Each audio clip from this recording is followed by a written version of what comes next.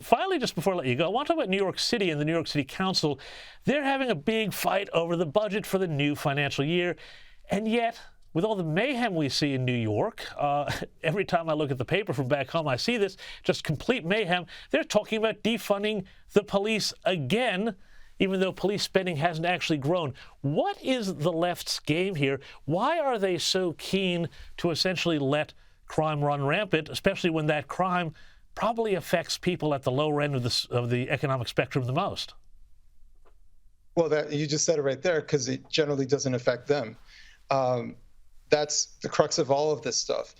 A lot of people have, within government, and people who lobby for the government to make changes, they want changes for the greater society that don't necessarily affect them.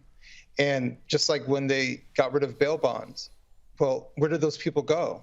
They go back into the poorer communities where they hurt the same people that they grew up around, but they don't necessarily go into the richer and wealthier neighborhoods. It doesn't really affect them.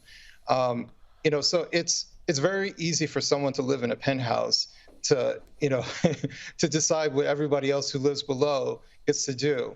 But that's very much what it feels like in New York City, where you have these elitist progressives who are now in charge. You have the politicians who are maybe not progressives, but they cater to the progressives because they have a lot of leverage, and it sounds good to say these things.